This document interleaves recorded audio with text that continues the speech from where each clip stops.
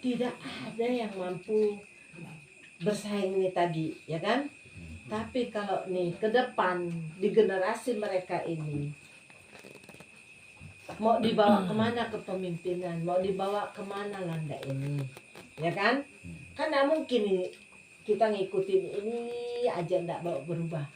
Nah ini salah satunya, mungkin ada nanti calon-calon yang lain silakan. Yang penting karena kita percaya ini kelola ini. Nah dikelola dia. Aku nyaratin kak kita, kadang mungkin aku hanya melahirkan mendidik ya kan. Tapi setelah dia punya ilmu, saya ajak dia kembali ke sini. Jadi ilmunya aneh hanya untuk nganggo duit. Kan sekarang orang kuliah selesai nganggo duit ya kan, dan merantau. Tapi tidak berusaha untuk memperjuangkan daerahnya. Nah, nian kan dia dah ada kajian, diri nangar yang ngomong kan payah juga kayak kita nama wakil rakyat atau pemimpin aneh ngomong kan. Nah, jadi kalaupun agak yang aneh-aneh ya karena memang ya lama keluar ya besar-besar begitu tamat SMA memang saya kirim anak-anak saya keluar. Jangan hanya mampu bersaing di dalam negeri, tapi mampulah juga kamu bersaing di luar negeri. Dia satu alma mater dengan Pak Budiono wakil presiden dulu universitasnya. Jadi buket nang abal-abal karena aku memang dari DN nak mau ngagok sekolah abal-abal untuk aku. Dari SMP itu dah aku sekolahkan di sekolah Katolik memang. Udah aku didik khusus harus bisa bahasa Inggris. Dan aku sendiri dulu guru bahasa Inggris di SMP. Nah, jadi nian ya aku ngicak. Kadek nian bisa duduk nanti. Aku makanya kan kalau yang bisa duduk nanti di legislatif, berarti untuk kita ke eksekutif pun udah nyaman, udah punya kendaraan. Jadi untuk Febrian silakan kamu memperkenalkan diri dengan saudara-saudara kita yang ada di sini. Silakan.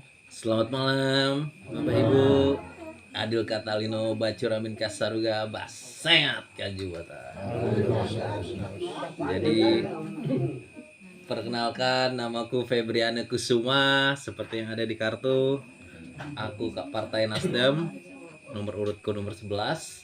Jadi seperti berdiri yang kali ya. boleh. Supaya ibu-ibu di sana bisa lihat. Ada tamu kak. Ibu-ibu sama mamanya ya.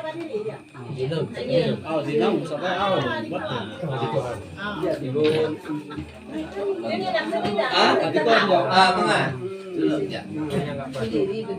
Tadi kotor celananya dia tergelincir. Jadi perkenalkan namaku Febriana Kusuma. Aku Kak Partai Nasdem, nomor urutku nomor 11. Seperti yang ibu kepada, aku sekolah ke Australia 3,5 tahun. Lalu aku kerja ke Australia total 8 tahun. Jadi jangan lihat diriku enek, tapi aku di Australia aku pun berkompetisi dengan bule-bule. Jadi ada anak Dayak yang mampu bersaing man bule-bule.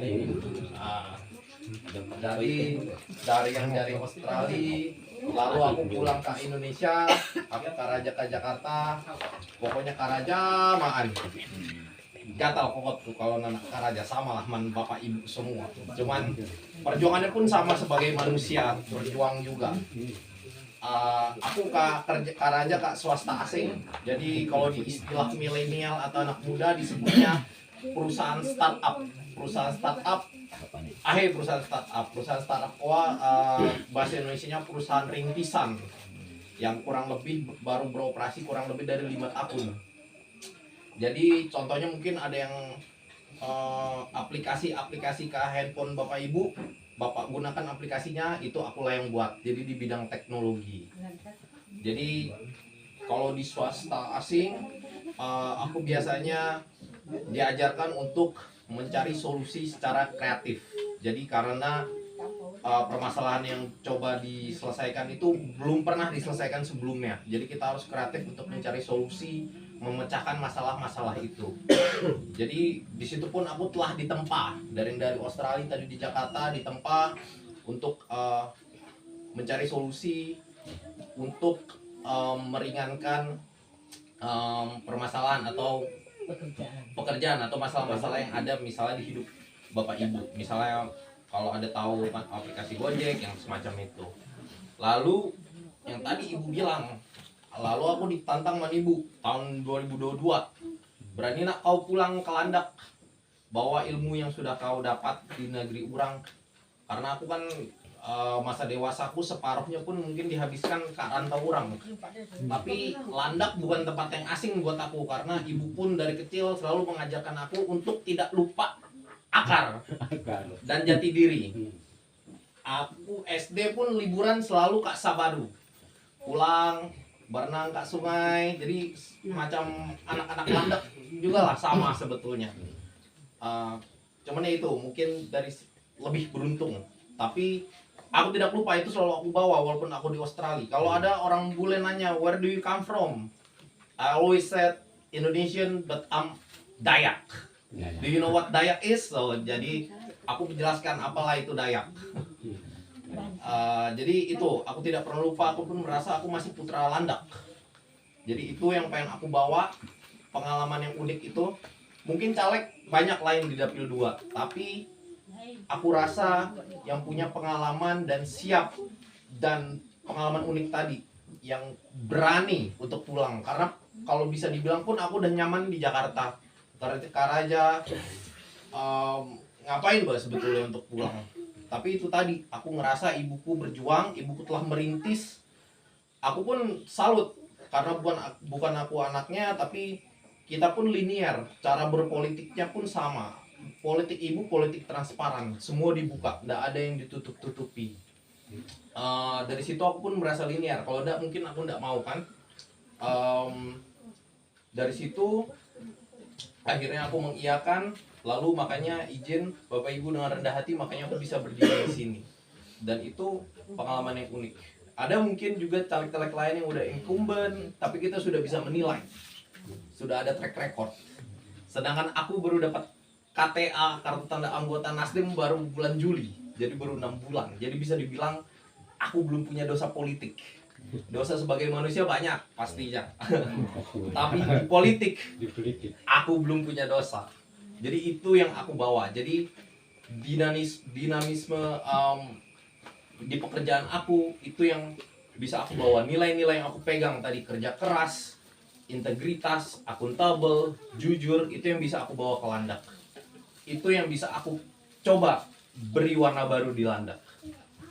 Jadi aku pun merasa ini kesempatan yang unik untuk Bapak Ibu yang di Landak, karena inilah sebetulnya esensi dari berdemokrasi. Ada pilihan banyak, dan aku rasa aku pun salah satu yang bisa dibilang unik.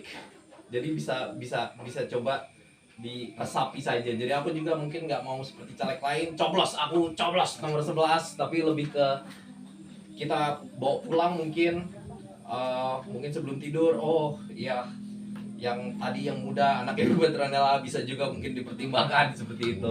Jadi yang mau aku bawa itu, kalau aku nanti tak duduk, ini bukan janji, tapi lebih ke apa yang ingin aku perjuangkan nanti kalau aku udah duduk, lebih ke sumber daya manusia di Landak.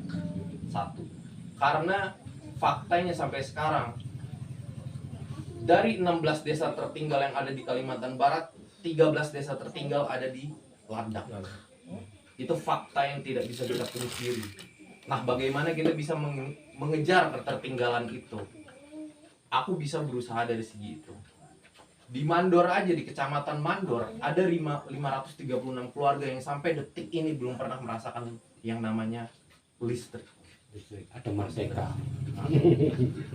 Belum merdeka mereka. Jadi itu tadi, nggak usah kita mungkin berbicara bagaimana kita mengejar ketertinggalan dengan pulau-pulau lain, tapi mengejar ketertinggalan aja dari kabupaten lain misalnya.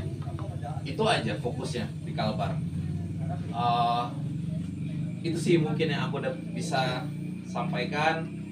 Selebih kurangnya aku mohon maaf.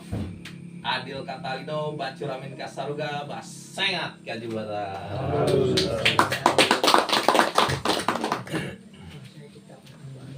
Baik, setelah saya ini ada juru bicara kami enggak namun kumcak Pak Apan namanya.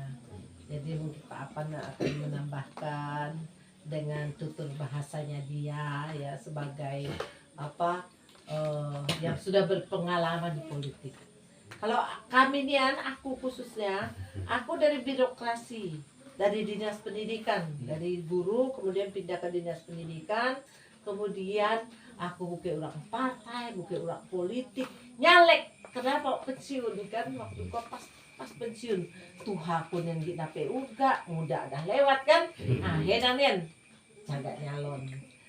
Karena itu tadi, inilah kesempatan aku bisa berjuang untuk rakyat. Kita nenek sendiri kan. Kalau untuk ku pribadi dah selesai, ya kan dah selesai. Anakku dah selesai semua, kok dah kerja semua, dah selesai. Tapi karena inilah sebenarnya tugasku untuk memperhatikan rakyat. Apa yang bisa kami perjuangkan itu aja. Yang semampu kami lah.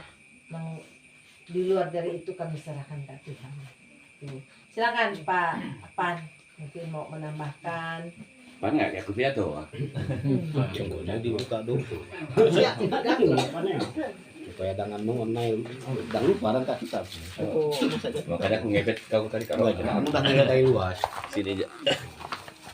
Nah, aku duduk jauh. Duduk sama agak jauh. Nah, baiklah di semuanya.